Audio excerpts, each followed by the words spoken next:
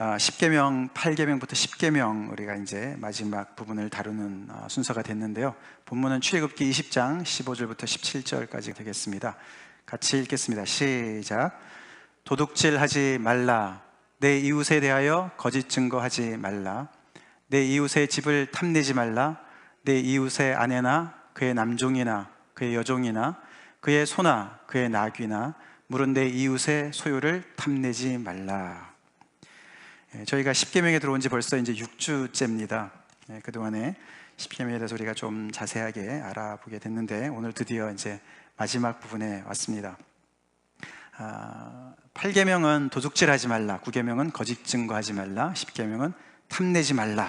그렇게 해서 우리가 지난번에 살인하지 말라라든가 아니면 간음하지 말라, 그런 죄보다는 훨씬 더 우리의 일상에 가까이 있는 죄들을 다루는 계명이라고 볼 수가 있겠습니다. 요즘에 하도 세월이 험악해서 살인도 여기저기서 일어나고, 지난주에도 또 캘리포니아에서 또 총기 사고가 일어나지 않았습니까? 그리고 간음죄도 그렇고 참 이렇게 여기저기서 터지긴 하지만, 아무리 그래도 도둑질, 이렇게 남의 거를 훔치는 거라든가 거짓 증거라는 건 거짓말을 포함하는 거예요. 거짓말이라든가 또는 탐심을 갖는 거, 이런 것들은 우리가 훨씬 더 가까이서 느껴지는, 볼 수 있고 경험할 수 있고 우리가 다들 한두 번 해본 이런 죄일 수가 있겠습니다. 그래서 10계명이 이렇게 굉장히 큰 하나님 외에는 다른 것을 섬기지 말아라라고 시작을 해가지고 굉장히 자세하고 어떻게 보면 자질구레하고 사소한 것으로 이렇게 이야기가 이렇게 종결이 되는 것 같아 보입니다만, 그러나 10계명의 그 구조는 절대로 용두사미가 아니에요. 머리만 크고 꼬리는 그냥 작은 것이 아니고 오히려 수미상관의 구조를 가지고 있습니다. 그러니까 머리와 꼬리가 연결이 되어 있어요. 이게 10계명의 특징입니다. 다시 말씀을 드려서 10계명, 제 10번째 계명, 탐내지 말라라는 계명이, 이거는 마음의 문제를 다루는 거예요. 살인이나 간음이나 도적질이나 거짓 증거는 행동으로 나타난 열매를 나타내는데, 그것의 모든 근간이 되는 탐심, 마음의 문제를 다루고 있는 거예요. 그래서 이게 10계명의 전부의 어떤 그런 그 뿌리를 이야기하고 있는 것을 보게 됩니다. 그렇기 때문에 이 첫 번째 계명과 굉장히 연결이 많이 되어져 있음을 알 수가 있습니다. 예수님도 마음의 문제를 얘기하지 않으셨습니까? 살인의 문제, 간음의 문제에 있어서 마음부터 뭔가 삐뚤어진 마음이 있으면, 미움이 있거나 어떤 그런 음욕이 있거나 이러면은 결국은 그거는 죄를 지은 거와 마찬가지다 라는 거랑 비슷하게 10계명에서 탐내지 말라는 게 그냥 사소한 것이 아닙니다. 마음속에 탐심을 다루고 있는 것이에요. 조금 더 살펴보면은요, 더 연결이 되는 걸 알 수가 있는데, 그냥 무조건 탐내지 말라 이렇게 얘기를 하지 않습니다. 예를 들어서 불교 같은 경우는 모든 탐심은 죄다 그렇게 얘기를 합니다. 욕망은 죄다. 모든 고통의 뿌리는 욕망이기 때문에 욕망을 제거해야 된다. 심지어는 욕망을 제거하고자 하는 욕망조차도 없어야 된다. 그래야 열반의 세계에 들어간다. 들어보셨죠? 그래서 모든 이 원하는 이 욕망은 다 죄라고 규정을 합니다. 근데 성경은 좀 달라요. 이거 우리 잘 알아야 돼요. 성경은 그냥 탐내지 말라, 제가 그냥 편하게 이렇게 해놨지만 그냥 탐내지 말라고 하지 않았습니다. 내 이웃의 집을 탐내지 말라 이렇게 얘기를 해요. 내 이웃의 소유를 탐내지 말라. 내 이웃의 아내나 남종이나 여종이나 소나 나귀를 탐내지 말라. 잘못된 것을 탐내지 말라고 얘기하는 거예요. 이게 구분이 되는 것을 우리가 볼 수가 있습니다. 여기서 탐낸다라는 얘기, coveting, 영어로는 coveting이라는 말인데, 이 탐낸다라는 원래 뜻은요, 어떻게 보면 중립적이에요. 그냥 열망하다, desiring 하다. 그냥 열망하는 거예요. desire하고 원한다, wanting 하는 거예요. 어떤 것을 열망하고 원하는 것. 그거 없으면 사람 죽어요. 내가 배고픈데 먹고 싶은 열망, 하나님께서 주신 거거든요. 그런 욕구 없으면 죽습니다. 그래서 성경은 우리 인간에게 어떤 그런 원함이 늘 있는 것인데, 그것의 어떤 지향성이 중요하다. 즉 방향성, 이 방향이 중요하다고 얘기를 합니다. 원하는데 제대로 원해야 된다는 거예요. 제대로 된 것을 원하라는 것을 얘기하고 있어요. 그래서 우리가 이 탐내다라는 말이 결국은 이게 잘못된 것을 열망하는 것을 성경에서 경계하던 것을 우리가 알아야 됩니다. 언제부터 잘못된 것을 열망을 했냐면 인류가요, 잘 아시지만 창세기 3장으로 거슬러 가지 않습니까? 인간이 여기서는 지금 십계명에서는 이웃의 것을, 내 이웃의 집을 탐내지 말라라고 이야기하고 있지만, 인간의 이 잘못된 열망은, 방향이 잘못 잡힌 이 열망은 이웃의 집이랑 이웃의 재산이랑 이웃의 아내랑 거기서 머물지 않습니다. 거기서 중단하지 않습니다. 계속 확장이 돼서 하나님의 자리까지 넘보는 게 인간의 탐심인 거예요. 그래서 창세기 3장에서 이 탐욕이, 탐하는 것이 처음 시작되지 않았습니까? 뱀을 통해서 하나님처럼 되겠다, 너가 이것을 먹는 날에는 하나님처럼 될 거야. 그런데 거기에 그냥 넘어갑니다. 그래서 하나님처럼 되고자 하는 것으로, 하나님의 자리를 탐하는 것으로 그 탐심이 들어오게 되지 않았습니까? 그래서 이 탐심이 결국은 하나님의 자리까지 넘보는 제1계명 우상 숭배까지 연결이 되는 거예요. 그래서 수미상관이라는 거예요. 인클루지오, 그렇게 얘기합니다. 이 머리랑 꼬리랑 연결이 되어져 있어요. 그래서 골로새서 3장에 보면은 탐심은 뭐라 그럽니까? 우상 숭배다, 그렇게 얘기를 합니다. 그래서 이 십계명이 별거 아닌 거를 쓴 것 같지 않은, 별거 아닌 것이 절대로 아닙니다.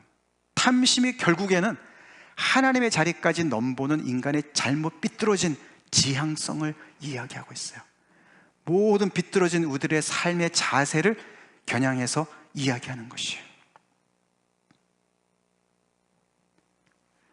자, 그래서 십계명을 우리가 지금까지 쭉 살펴봤지만 오늘 8, 9, 10을 좀 더 자세하게 살펴보겠지만요, 이것은 하나님의 경고 사인으로 볼 수가 있습니다. 워닝 사인으로 볼 수 있어요. 어떤 거냐면요, 이런 거 많이 보셨죠? 길에 다니시면서 Do not enter 사인이랑 똑같아요. 여기는 들어오지 말아라, 접근 금지를 얘기하는 거예요. Do not enter. 하나님께서 말씀하시는 거예요. 너의 그 방향성이 잘못됐는데 여기까지만 들어와, 여기까지 이상으로는 들어올 수 없어.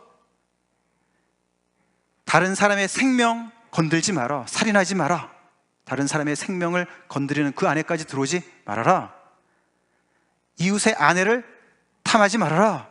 간음의 문제, 딱 경계선을 그어주는 거예요. Do not enter를 얘기하는 거예요. 그렇지만 아까 말씀드린 대로 불교처럼 말이죠, 어디든지 가지 말고 그냥 가만히 서 있어라, 그렇게 얘기하지 않습니다. Do not enter란 말은 엔터 할 수 있는 데가 많이 있는 거예요. 그렇죠? 그래서 예를 들어서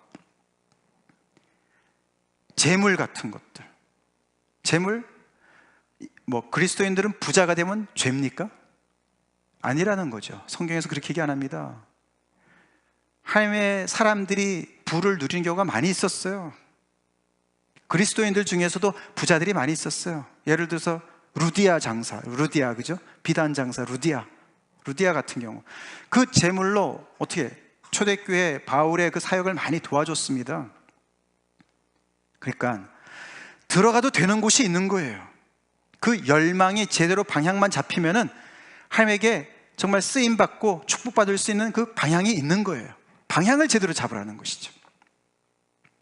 자, 그래서 우리가 십계명을 통해서 조금 더 8, 9, 10계명을 통해서 우리가 좀 더 살펴보기 원하는데요.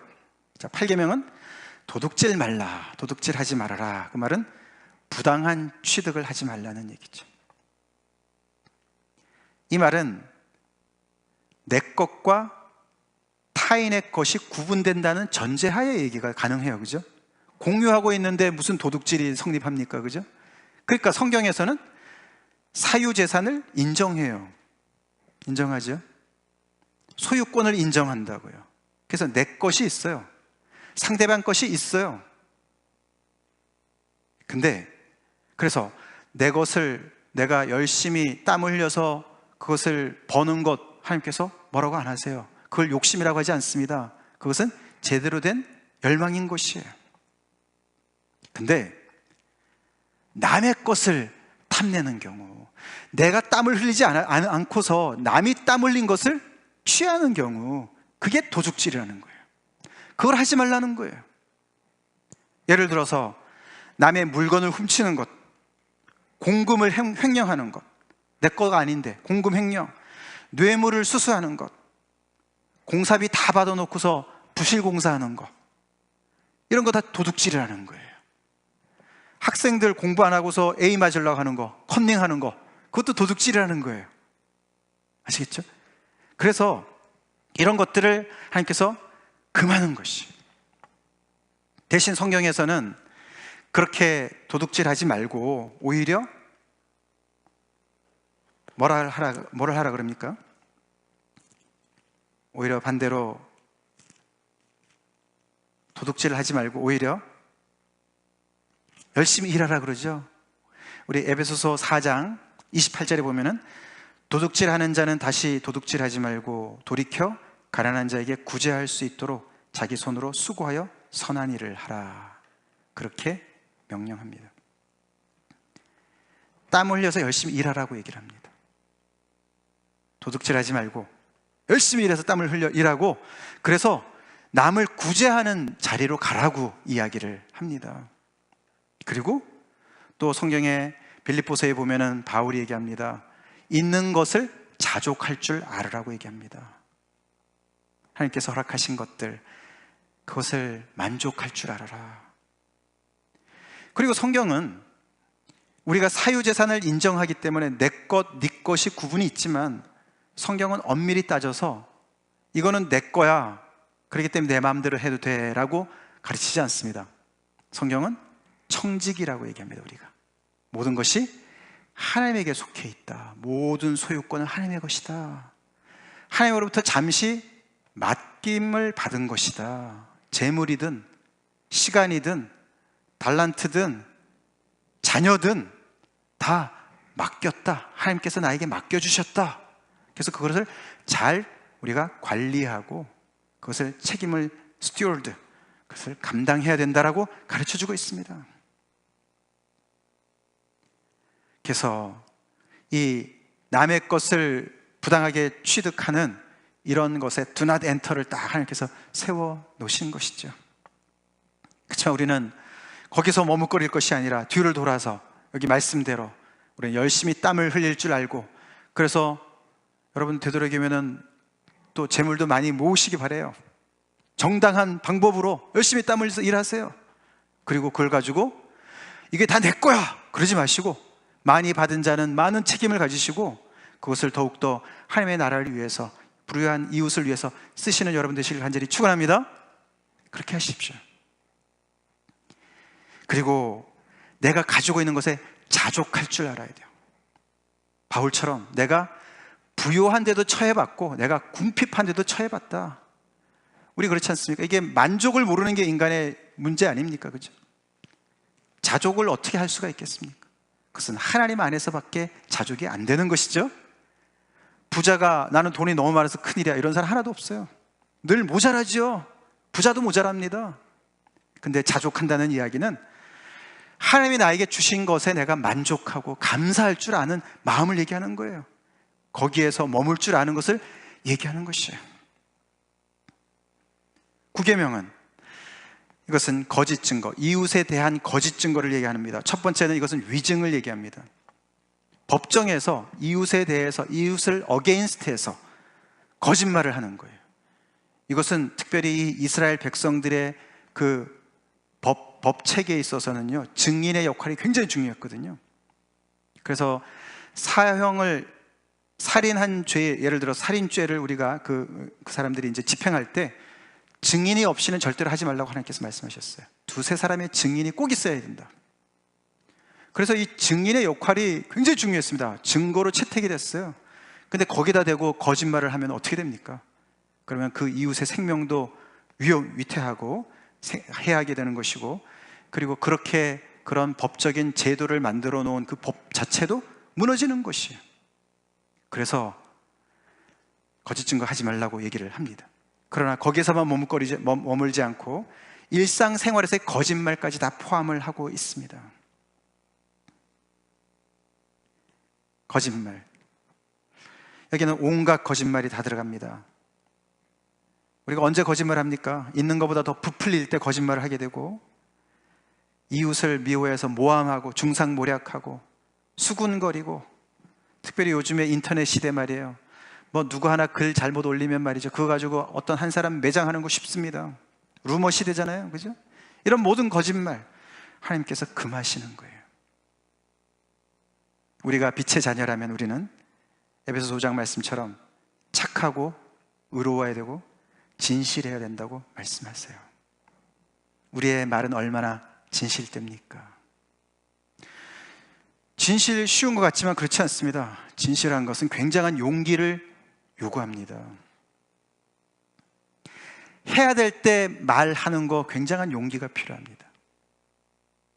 내 기분대로 말하는 거 말고요, 나한테 손해가 와도 말을 해야 될 때는 해야 되는 굉장한 용기가 필요하고, 그것은 자유가 있어야만 하게 됩니다. 다른 사람이 날 어떻게 생각하는데 거기에 연연하면 절대로 말할 수가 없어요.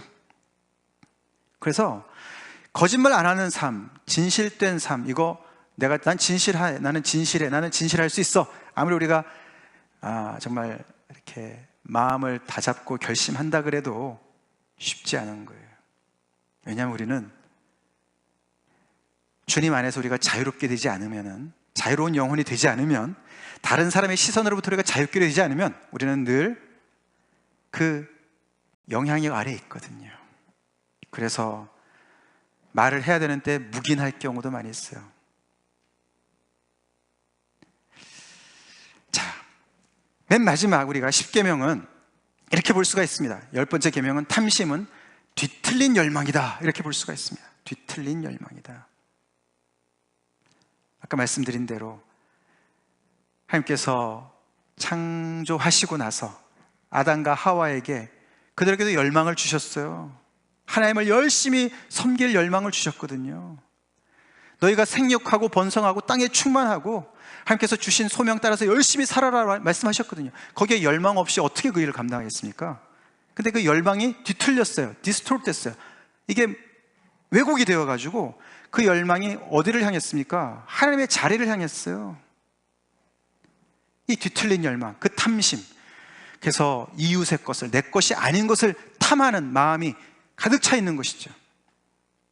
이것이 새롭게 되려면 한 가지밖에 없는데, 그것은 이 뒤틀린 열망이 거듭나는 길밖에 없어요. 방향을 다시 잡는 길밖에 없다고요. 근데 어떻게 우리가 이것을 잡을 수가 있겠습니까? 하나님이 do not enter 그렇게 세워놓으시고, 방향을 이렇게 사는 게 올바른 길이야, 그러고는 여러 가지로 경계선을 세워놓으시고, 창조주는 창조시고 창조주이시고 인간은 인간이라는 그런 경계선, 넘지 말아야 할 경계선, 창조의 질서의 모든 경계선, 이런 모든 경계선을 무시하고 나는 내 생겨먹은 대로 내가 방향 잡고 내가 원하는 그 방향대로 나는 끝까지 갈 거야, 그렇게 사는 거예요. 그래서 동성 결혼도 하고 말이죠, 짐승과도 결혼을 하고 말이죠. 하나님의 자리건 뭐건 내가 무조건 그냥 내가 얻으려고 그러고, 이렇게 뻗치는 생명으로 옆에 있는 생명들을 잠식시키고 죽이고 빼앗고 그렇게 막 사는 그런 인생들이 된 것이죠. 그게 뒤틀린 열망인 것이에요. 그 열망이 어떻게 거듭날 수가 있겠습니까? 그래서 사실은 이 10계명이요, 뒤로 갈수록 이게 쉬운 게 아니고 이거 불가능하구나, 앞에 1부터 4계명도 불가능했지만 이 10계명 이게 우스운 게 아닙니다. 절대로 이게 불가능하구나. 이게 아니 어떻게 내가 이 뒤틀린 이 열망을, 그렇지 않습니까? 우리는 이게 우리 인간지사가 말이에요. 인간의 마음이 왜 남의 떡이 늘 더 커 보이는 게 문제잖아요. 그렇잖아요, 그죠? 남의 집이 더 좋아 보이고, 남의 집 아내가 더 예뻐 보이고, 남의 집 남편이 더 멋있어 보이고, 이게 인간의 마음이거든요. 근데 이게 십계명이 말이죠, 이렇게 남의 것을 탐하지 말라, 이 마음을 어떻게 우리가 다스리냐고요. 다스릴 수가 없어요. 하나님이 근데 왜 이런 계명을 이들에게 주십니까? 살인하지 말라, 거기까지 가지 말아라. 이 십계명에서 말이죠, 뭐 죽이지만 않으면 살인죄는 아니었으니까, 십계명 안에서는 말이죠. 그 정도면 그래, 내가 아무리 미워해도 내가 죽이지 말아야지, 이렇게 생각할 수가 있는데, 이건 탐심은 말이에요, 마음을 내가 어떻게 할 수가 없는데 어떻게 해야 되는 건가? 왜 이런 십계명을 그들에게 주었을까? 이 좀 말이 좀 안 되는 것 같지 않습니까? 그 이스라엘 백성들한테도 이 십계명이 말이 되는 이유가 있어요. 이게 중요합니다. 십계명이 말이 되는 이유가 있어요. 이 이스라엘 백성들이 지금 시내산 아래서 십계명을 받는 이들에게 하나님께서 이 10번째 계명인 너희는 이웃의 것을 탐내지 말아라 라고 말씀하신 이유가 있다고요. 그게 뭔지 아세요? 왜냐하면 그들은 하나님의 한량없는 은혜를 경험한 사람들이에요. 아무한테 이것을 명령하는 게 아니에요. 이게 너무너무 중요해요. 이 뻗치는 열망을 가지고 있는 사람들을 그냥 가둬만 두고 너네 절대로 이 선을 넘어갈 수가 없어, 넘어가면 너네 안 돼, 그게 십계명이 아닙니다. 그런 망가진 인생들을 하나님께서 그들을 택하셔가지고 그들을 애굽 땅에서 구해내셨어요. 먼저 구해내셨어요.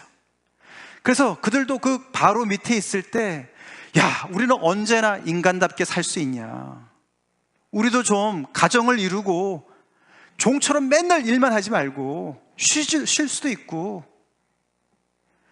우리가 가정도 이루고 집도 세우고 좀 어떻게 하면 우리가 잘 살 수 있냐, 이런 열망이 왜 없었겠어요?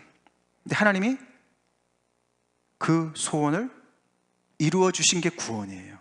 있습니까? 그들을 애굽에서 구출해 내셨어요. 하나님이 창조도 완성하시고 그들의 구원도 완성하셔가지고 뭐를 명령하셨어요? 이제 너네 안식해도 돼, 안식일을 지켜, 그렇게 말씀하셨어요.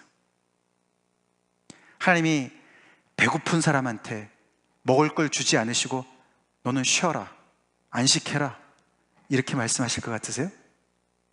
아니라고요. 그들에게 먼저 이런 놀라운 은혜를 베푸셨기 때문에, 그들에게 구원의 은혜를 베푸셨기 때문에 안식하라고 하는 줄로 여러분 믿으시기 바랍니다. 그들에게 안식을 주셨기 때문에 너네가 이제는 남의 이웃의 것을 탐하지 않아도 되지 않냐, 내가 너네 이렇게 다 줬잖아 라고 말씀하신 줄 여러분 믿으시기 바랍니다. 그래서 말이 되는 거예요. 이 십계명이 그래서 은혜 뒤에 나오는 것이 말이 되는 거예요. 이들이 야훼 하나님의 이름을 중하게 여기면 여길수록, 와, 이 하나님이 우리의 하나님 되시다니, 우리가 이 놀라운 이 능력의 하나님의 언약의 백성이 되었다니, 시편 23편의 언어로 얘기한다면 이런 능력의 하나님이 우리의 목자가 되신다니 내가 뭔 걱정이 있냐, 내가 왜 이웃의 것을 탐할 이유가 있냐, 하나님이 다 알아서 공급해 주시는데, 이미 공급해 주셨는데, 믿습니까? 그것에 더 묵상이 깊으면 깊을수록, 안식하면 할수록 그들은 이 방향의 전환이 일어난 줄로 믿으시기 바랍니다. 방향 전환이 일어나는 거예요. 그래서 이제는 그 하나님을 향하는 거예요. 하나님을 예배하는 방향으로 바뀌는 거예요. 다시 말해서 안식을 얻기 위해서 죽으라고 달려가던 인생이 하나님께서 거저주신 안식을 누리면서 그 안식 위에서 열심히 달려가는 인생으로 바뀌는 거예요. 할렐루야. 그게 여러분의 인생이십니까? 여러분은 왜 열심히 사십니까? 여러분의 그 지향성은 어디입니까? 지금 무엇을 향해서 달려가고 계십니까? 안 달려가는 사람 하나도 없어요. 어떤 사람은 미움으로 달려가는 사람이 있어요. 누구를 끝까지 미워하는 사람, 그 미움의 드라이브가 되어가지고 드라이빙 포스예요, 그게. 어떤 사람은 내 옆에 있는 저 이웃보다 내가 더 잘 살기 위해서 열심히 사는 사람이 있어요. 그 모든 것이 잘못된 방향성이에요. 이 이스라엘 백성들이 이렇게 안식하라고 하신 하나님의 명령을 어겼습니다. 그들은 결국은 안식할 줄 몰랐어요. 안식하는 것을 못 배웠어요. 처음에는 좀 안식했겠죠. 너무나 육체 노동에 시달렸던 사람들이니까. 야, 일곱째 날은 안식하라니 얼마나 좋았겠습니까? 만나도 그 전날 다 내려주시고, 좋다. 근데 조금 지나니까 어떻게 됩니까? 내가 지금 쉴 때냐 지금 이거? 하나라도 더 열심히 일해가지고 내가 저 옆에 사람보다 내가 더 성공해야지, 그런 마음이 점점 들어왔어요. 그래서 결국에는요, 가나안 땅에 들어가면 쉴 줄 아는데 거기서도 못 쉬었어요. 여호수아가 그들에게 안식을 못 줬어요. 그래서 계속 그들은 안식을 하나님께서 이미 주셨는데 믿음이 없으니까, 아브라함의 믿음이 없으니까, 그들의 조상인 아브라함처럼 믿지를 못해가지고 말이죠, 다시 자기들의 안식을 얻기 위해서 열심히 일을 했어요. 우상도 섬기고 바벨론에 붙었다가 애굽에 붙었다가 그렇게 살았어요. 그러다가 결국에는 그 땅마저 잃게 되었습니다.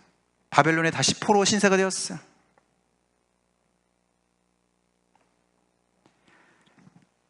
여러분의 인생 지금은 어떻습니까? 지금 이 순간은 어떻습니까? 여러분 안식이 있으세요? 안식이 없으면 절대로 우리는 방향성이 제대로 잡힐 수가 없어요. 하나님이 이미 나를 위해서 다 내가 필요한 걸 다 채워주셨다, 이미 이루어주셨다. 야훼, 하나님의 야훼 이름이 I am who I am 이라고 했잖아요. 그게 무슨 뜻이라 했습니까? 우리의 필요가 무엇이든지 간에 그것을 능히 채우시는 하나님이시라는 말씀이라고 전에 말씀을 드렸어요. 그래서 예수님이 나는 선한 목자다, 그 말은 우리가 양이기 때문에, 무지한 양이기 때문에, 우리가 목자가 필요한 존재이기 때문에 우리에게 선한 목자라고 말씀하시고, 내가 생명의 떡이다라고 말씀하신 이유는 내가 배고픈 줄 알기 때문에, 내가 떡이 필요한 줄 아시기 때문에 우리에게 생명의 떡이라고 말씀하십니다. 아멘? 그런 것처럼 이 하나님은 우리의 필요를 정하게 하시고 그것을 능히 채우시는 분이신 거예요. 결국 이들이 못 얻었던 안식은 예수 그리스도께서 성취하시지 않으셨습니까? 같이 읽겠습니다. 시작. 수고하고 무거운 짐진 자들아 다 내게로 오라, 내가 너희를 쉬게 하리라. 아멘. 여러분 지금 수고하고 무거운 짐진 상태세요? 11월 둘째 주예요. 다음 주가 감사주일이에요. 올 한 해 동안 열심히 사셨는데 여러분 감사의 열매가 얼마나 많이 있으세요? 아니면 지금 수고하고 무거운 짐 때문에 짓눌려서 힘들어하고 계십니까? 이 뒤틀린 열망 때문에 수고하고 무거운 짐을 지는 거예요.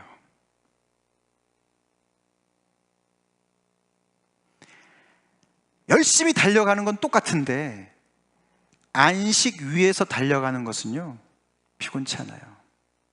아멘? 예수님이 우리에게 그런 안식을 주신다고 말씀하시는 거예요.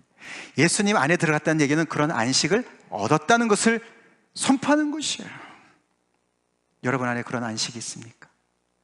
이스라엘 백성들이 이렇게 놀랍게 하나님께서 그들을 구출해 내셔서 이제는 더 이상 바로 앞지 아래 안 있는데도 불구하고, 그래서 안식하라고 명령하셨는데도 불구하고 안식을 못하는 것처럼 예수님 믿는다고 그러고, 예수님께서 나에게 모든 수고하고 무거운 짐을 다 내려놓으라고 내가 주님 앞에 나왔다 그러고, 주님께 안에 내가 주님 안에서 내가 주님 때문에 안식한다 그러면서도 여전히 여러분의 삶은 끊임없는 뒤틀린 열망에 시달리고 있지 않으세요?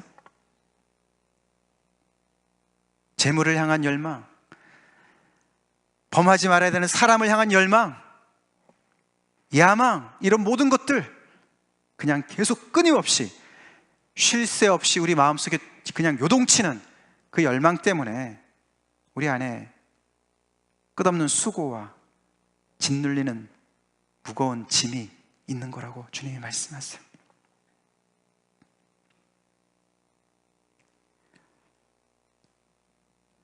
우리 안에 부족함이 있죠. 다윗이 여호와는 나의 목자시니 내가 부족함이 없으리로다 그렇게 고백할 때 그가 진짜로 모든 것을 다 갖췄기 때문에 그렇게 고백했을까요? 아니에요. 그냥 여호와 야훼 하나님이 내 목자가 되어주신다, 내 하나님이 되어주신다, 그 사실 하나로 끝난 거야, 그런 말인 줄로 여러분 믿으시기 바랍니다. 그 안에서 안식이 있으세요? 내가 지금 당면한 문제가 있습니다, 필요가 있습니다. 하나님이 모르실 것 같으세요? 그분이 아시고 우리가 기도할 때 필요를 채워주신다는 믿음이 있으니까 나는 부족한 거 하나도 없어, 그렇게 고백하는 것, 그게 바로 안식하는 모습이에요. 여러분 안에 그런 안식이 있습니까? 그런 안식이 없으시면 절대로 자족할 수가 없어요. 올해도 그냥 내가 못 받은, 하나님께 못 받은 것만 생각이 나시는 건가요? 받은 건 다 까먹고 받은 은혜 하나도 없으니까 다음 주에 우리가 나와가지고 우리가 쉐어링을, 우리가 감사 제목을 같이 나눌 텐데 아무리 뒤져봐도 나는 없네, 그런 분 혹시 계시지 않으세요? 그러지 마시기 바래요.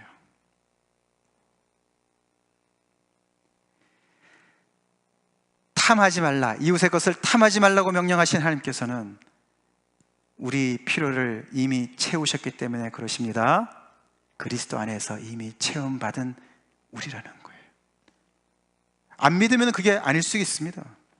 그러나 예수님의 사람들이라면, 예수의 사람들이라면 우리는 가장 큰 구속의 은혜를 받은 사람들이에요. 아멘이십니까? 그리스도의 보혈로 하나님 아버지 앞에서 의롭다함을 받은 사람들이에요. 이거 별거 아닌 거예요? 그래서 우리는 그리스도 안에 들어갔고요, 우리는 그래서 하나님의 영원한 언약의 백성이 되었어요. 그래서 하나님께서 너는 내 것이야 라고 말씀하십니다. 아멘. 우리는 여호와가 우리의 선한 목자가 되어주시는 거예요. 그것 자체, 그 하나가 얼마나 큰 감사예요. 그 사실 안에서 안식을 누리시기 바랍니다. 그게 안식해야 되고 있어. 저도 이 말씀 준비하면서 많이 회개했어요. 이 목회가 말이에요, 하나님이 다 이루어 놓으신 일을 전파하고 가르치는 거 아니에요.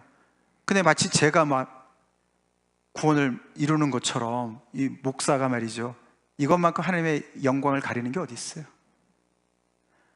목회하면서 막 힘들어하고 말이죠, 제 안에 안식이 없어요. 어떻게 하면 목회를 더 잘할까? 어떻게 하면 교회가 더 부흥할까? 꽤 하나님을 위한 것 같잖아요? 아니에요. 제 안에 하나님이 정말 모든 것을 좌정하시고 다 다스리시고 인도하시고 구원할 자를 구원하시고, 아멘?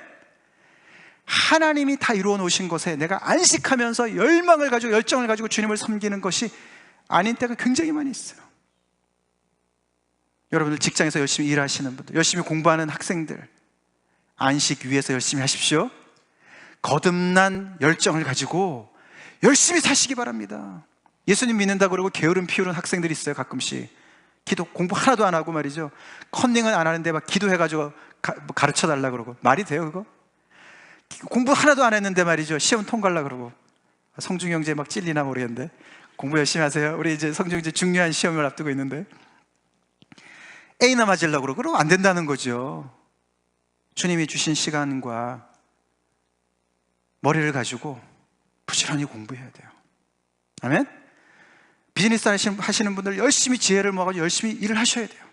근데 안식을 얻기 위해서 일하지 마시고 이미 주신 안식을 누리시면서 하시라고요. 아멘? 그럴 때 우리가 십계명이 우리한테 놀랍게 새롭게 다가오는 것이에요. 마지막으로 십계명을 마무리하면서 이 율법의 세 가지 기능을 살펴보기 원합니다. 율법에 그동안에 몇 번 말씀드렸는데 조금 더 자세하게, 첫 번째는 채찍의 기능이 있습니다. 이거는 범법하는 자를 다스리는 기능입니다. 죄를 통제하는 기능이에요.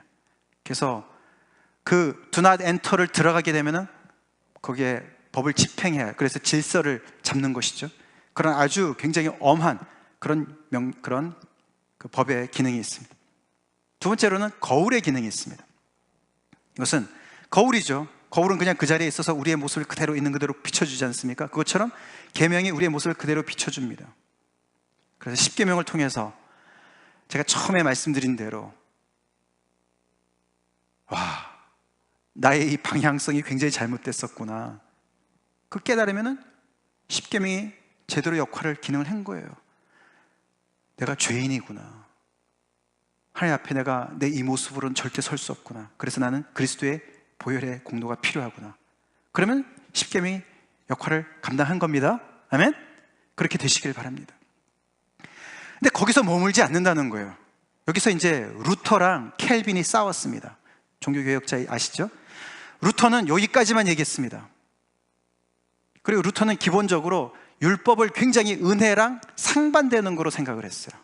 그래서 은혜의 시대가 다음에는 율법은 아무 필요 없다, 그렇게 생각했어요. 그래서 구약의 율법을 무시하고, 특별히 갈라디아서 아시지 않습니까? 갈라디아서 얼마나 그 율법과 은혜를 얘기합니까? 그래서 그런 거 아주 그냥 성경 취급도 안 했어요. 루터가 그랬어요. 근데 켈빈은 달랐습니다. 켈빈은 여기서 한 가지 더 얘기를 하는데, 율법에 등불의 역할을 한다. 율법이 거듭난 사람들, 하나님의 은혜로 거듭난 열망을 가진 사람들이 어떻게 살아야 될 것을 가르쳐준다. 등불이 갈 길을 비춰주는 거지 않습니까? 하나님의 형상을 회복한 인간이 어떻게 살아야 되는 것인가, 언약 백성으로서 인간답게 사는 게 어떻게 사는 것이냐, 어떻게 사는 게 잘 사는 삶이냐를 보여주는 거다. 율법이 하나님의 말씀인데, 그렇게 칼빈은 주장했습니다. 저는 칼빈이 맞다고 생각합니다. 우리가 특별히 여기 우리 시편 19편 우리 잠깐 읽어보겠는데요, 이게 하나님의 말씀의 기능을 얘기하지 않습니까? 같이 읽겠습니다. 시작. 여호와의 율법은 완전하여 영혼을 소성시키며 여호와의 증거는 확실하여 우둔한 자를 지혜롭게 하며 여호와의 교훈은 정직하여 마음을 기쁘게 하고 여호와의 계명은 순결하여 눈을 밝게 하시도다. 여호와를 경외하는 도는 정결하여 영원까지 이르고 여호와의 법도 진실하여 다 의로우니 금 곧 많은 순금보다 더 사모할 것이며 꿀과 송이꿀보다 더 달도다. 아멘이십니까? 이게 율법에 대한 이야기이기 때문에 노멘이십니까? 아니죠. 구구절절이 아멘이죠. 와, 하나님의 말씀이 얼마나 내 영혼을 새롭게 하는지 매일매일 경험하는 축복이 있길 간절히 축원합니다. 우리가 짓눌렸을 때, 어디로 어떻게 살아가야 될지 모를 때 하나님의 그 정말 생수 같은 말씀을 듣고서 우리 영혼이 소성되는 거 여러분 많이 경험했을 거예요. 우리를 지혜롭게 합니다. 우리의 마음을 기쁘게 합니다. 눈을 밝게 합니다. 그래서 금이나 순금이나 꿀이나 송이꿀보다도 더 귀하고 더 달다. 하나님의 말씀의 맛을 아는 사람들은 다 이렇게 고백해요. 아멘? 그래서 우리 하나님께서 이미 이루어 놓으신 이 은혜, 한량없는 은혜, 감당할 수 없는 이 은혜, 먼저 주신 이 은혜 깊이 깊이 우리가 들어가서 그 안식을 누리면서 그 안에서 제대로 방향을 잡고 하나님을 향해서, 이웃을 향해서 열심히 달려가라고 하나님이 말씀하시는 거예요. 우리 그런 복된 인생 다 삽시다. 하나님 사랑, 이웃 사랑, 방향성이 있어야 돼요. 예수 믿는 사람들이요, 이것도 아니고 저것도 아니고 그냥 물에 물 탄 듯 술에 술 탄 듯 말이죠. 미적지근한 거 하나님이 싫어하세요. 골프 좋아하는 사람들 얼마나 열망이 많으세요? 열정이 많아요. 저 테니스 되게 좋아하는데 그런 이상의 열정을 가지고 주님을 사랑하라는 말이에요. 아멘? 그 이상으로 이웃을 사랑하라는 말이에요. 내가 어떻게 하면 저 이웃을 사랑할 수 있을까? 이웃은 어려운 일을 당한 사람도 이웃이지만 내가 이웃이 되어줘야 된다고 주님이 말씀하지 않으셨습니까? 이웃은 경계가 있는 것이 아니에요. 내가 이웃이 누구에게나 되어줘야 돼요. 9계명과 10계명에서 이웃 얘기가 나오지 않습니까? 이웃을 향한 사랑, 이런 놀라운 하나님의 마음이 담겨진 것이 10계명이에요. 하나님이 감당할 말이 되는 계명을 여러분에게 주신 줄로 믿습니다. 은혜를 받은 사람들이니까요. 다 같이 기도하시겠습니다. 이 시간에 여러분의 마음을 살펴보십시오. 안식이 있으십니까? 안식을 누리고 계십니까? 여러분의 그 미친 듯이 달려가는 줄다름이 안식을 얻기 위해서 달리는 것입니까? 아버지 모르는, 창조주를 모르는 이방인의 모습이죠. 아버지가 있는데 왜 걱정해요? 하나님 우리의 선한 목자 되시는데 왜 걱정해요? 내 힘으로 풍랑을 잠재울 수가 있겠습니까? 내 힘으로 안식을 얻을 수 있다고 착각하십니까? 안식은 하나님 안에밖에 없습니다. 그리스도 예수 안에밖에 없습니다. 안식을 잘하면 잘할수록 우리의 열망은 거듭나게 될 것이고 방향이 제대로 잡힐 것이고, 그 안식 위에서 달려가는, 하나님을 향해서, 이웃을 향해서 달려가는 그 발걸음, 너무너무 아름다고 복된 발걸음입니다.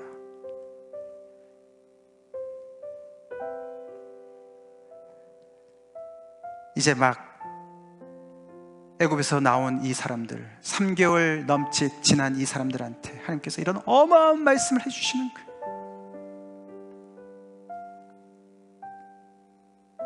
그들에 비해서 우리한테는 내주하는 성령님이 계십니다. 하나님이 이스라엘 백성들의 준 것보다 그 이상 비교할 수 없는 그런 놀라운 은혜를 우리에게 주셨어요. 그런데도 안식을 모른다.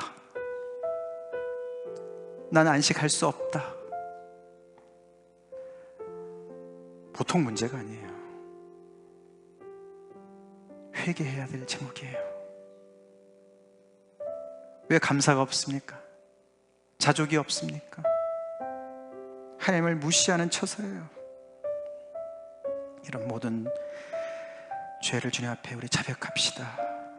불신으로 요동치고, 욕심으로 요동치고, 불평불만으로 요동치는 이 모든 마음 주님 앞에 내려놓습니다.